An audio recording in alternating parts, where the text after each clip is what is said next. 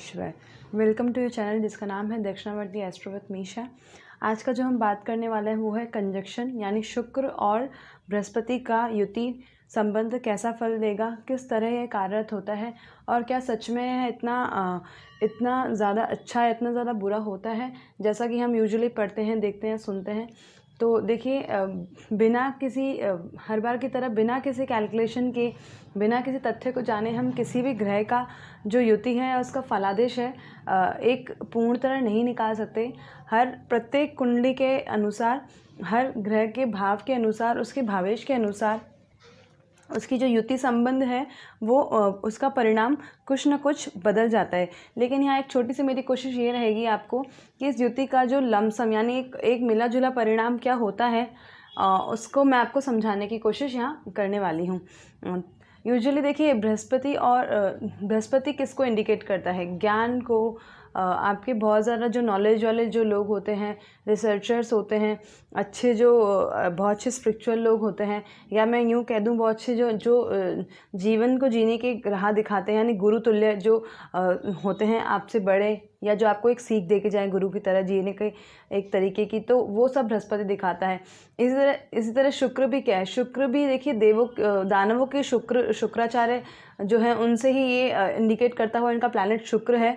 यानी थे तो वो भी ज्ञानी, बड़े ध्यानी और एक बहुत अच्छे गुरु थे, लेकिन वो दानवों के गुरु थे।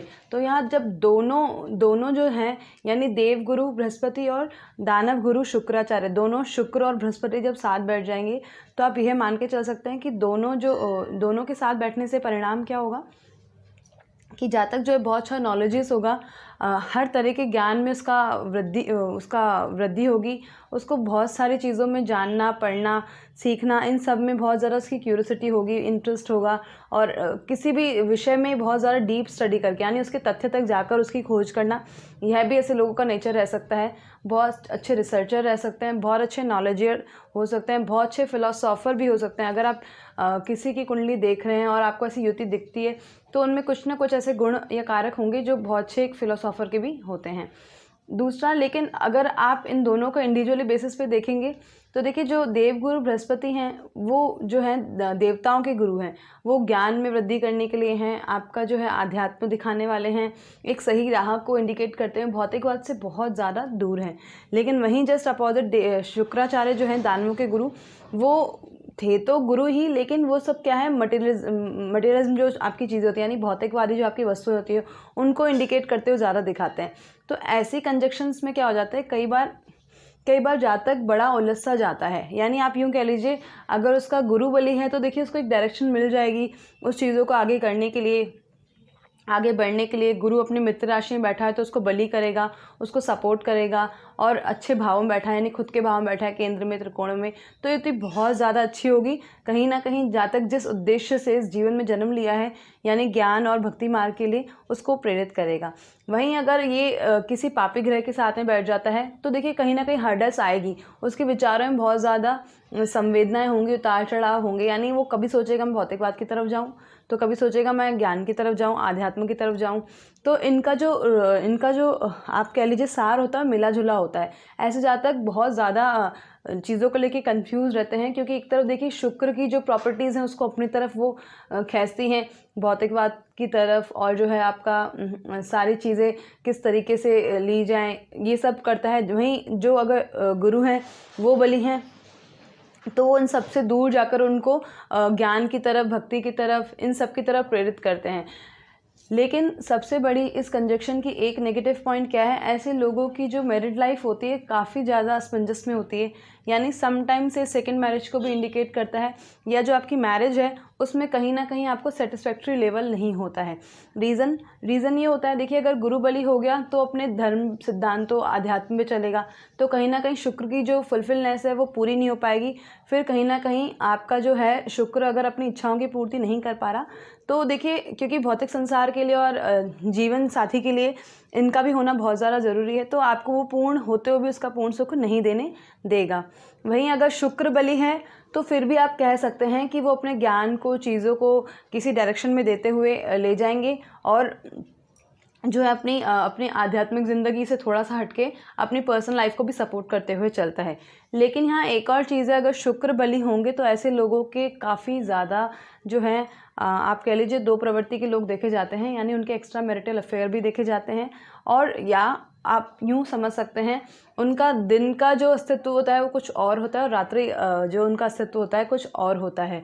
थोड़े से मिला जुला परिणाम देने वाली होती है युति। बहुत सोच समझ के ऐसी युति वाले लोगों जातकों को अपना डिसीजन यानी निर्णय लेना चाहिए, क्योंकि ये ज़्यादा असमंजस वाली स्थिति आपके लिए पैदा करती है ये वाली युति।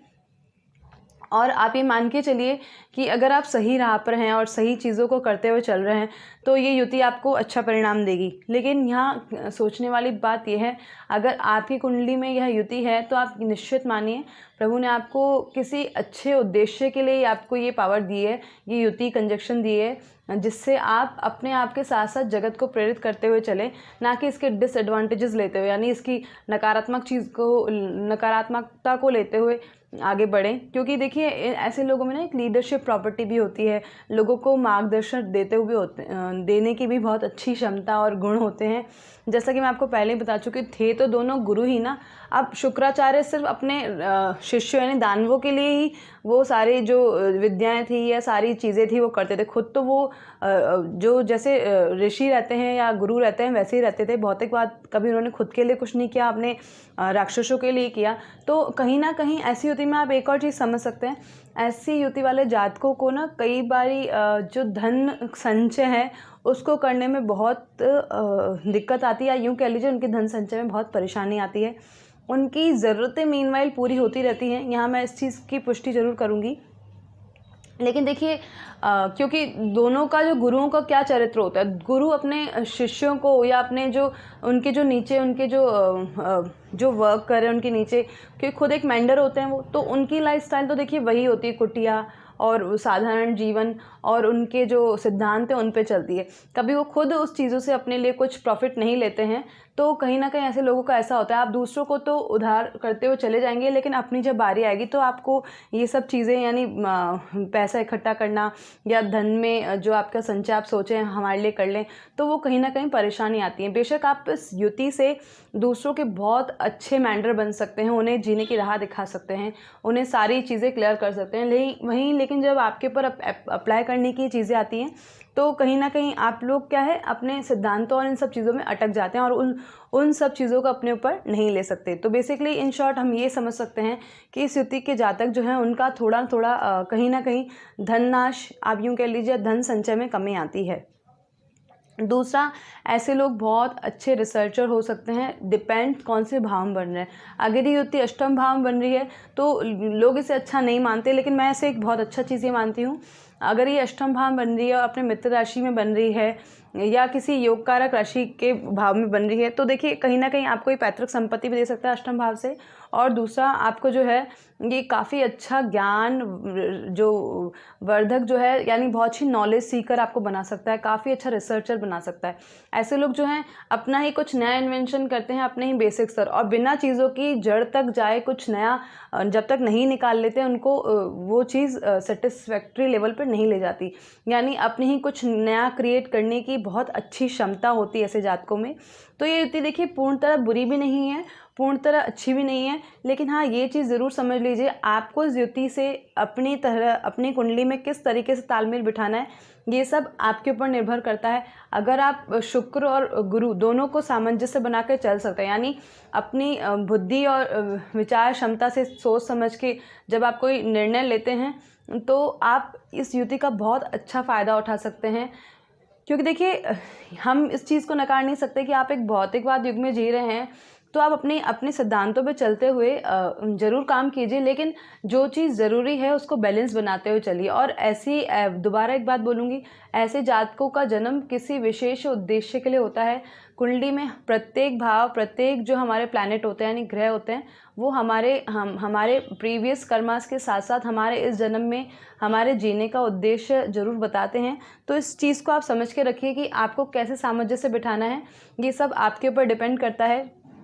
कभी भी जो है झूठ या ऐसी जो नेगेटिव चीज़ों हैं, ऐसी चीज़ों से हटकर आपको अपने उद्देश्य तक पहुंचना है। देखिए, क्योंकि जैसे कि है, इस युति का सबसे अच्छा पॉइंट क्या है, बहुत अच्छे नॉलेजियस होते हैं, यानी बहुत अच्छे ज्ञानवर्धक हो सकते हैं। तो आप कुछ नई चीज़ें सीखिए जिससे आपका अध्यात्म में या ज्योतिष है या अकल्ट साइंस है, ऐसे जो सब्जेक्ट्स हैं उसमें आप कुछ नए रिसर्चर कर पाएँ, क्योंकि जितना आपका ज़्यादा माइंड ऑक्यूपाइड रहेगा आप डिस्ट्रैक्ट नहीं होते हैं। और अकल्ट साइंस वैसे भी बहुत कम लोगों को अवेलेबल होती है, और अगर है तो आप इसमें से नई खोज निकालिए। इस तरीके से आप जो है ज्ञान मार्ग पर चलते हुए इस युति का अच्छी तरीके से आप जो है उपयोग कर सकते हैं। दूसरा, ऐसे लोगों को पूजा पाठ और मंदिर जरूर जाना चाहिए। देखिए, क्योंकि शुक्र साथ है तो कहीं ना कहीं आपको कभी ना कभी आपको डिस्ट्रैक्ट करने की कोशिश जरूर करेगा। लेकिन अगर आप ईश्वर की शरण में हैं तो कोई भी ऐसी शक्ति नहीं जो आपको बुरा कर्म करने से आपको प्रेरित करेगा, बल्कि जब आप ऐसा कुछ सोचने वाले होंगे तो पहले ही उसकी सकारात्मक शक्तियाँ आपको उस जगह से हटा लेंगी, परे कर लेंगी। और दूसरा, अगर इस युति का एक बहुत अच्छा उपाय मैं आपको बताना चाहूँ तो ऐसे लोगों को मंदिर जरूर जाना चाहिए, हरि विष्णु की उपासना जरूर करना चाहिए, विष्णु सहस्त्र नाम जरूर पढ़ना चाहिए। क्योंकि देखिए, जब गुरु ग्रह आपका बली होगा तो आप में बुद्धि और विवेक भी जगेगा, और आपको अपनी जो है चीज़ों को सोच समझ के करने का जो एक तरीका है वो आपको मिल जाएगा। दूसरा, अगर शुक्र की बात करें तो वो भी गुरु से ही पूर्ति हो जाएगी, क्योंकि देखिए लक्ष्मी जी कहाँ रहती हैं, लक्ष्मी जी स्वयं विष्णु जी के चरणों में रहती हैं, और जो आपका गुरु ग्रह है वो प्लैनेट विष्णु भगवान को इंडिकेट करता है। तो जब आप विष्णु जी को पूजेंगे तो लक्ष्मी यानी शुक्र ग्रह के जो नेगेटिव से ज़्यादा पॉजिटिव रिजल्ट हैं वो आपको मिलेंगे, और आपके साथ जो है आपके जीवन में बहुत ही सकारात्मक रिजल्ट मिलेंगे। This was all about Guru and शुक्र की युति का कंजक्शन। होपफुली आपको ये वीडियो बहुत अच्छी लगी होगी। तब तक के लिए प्रणाम। ओम नमः शिवाय।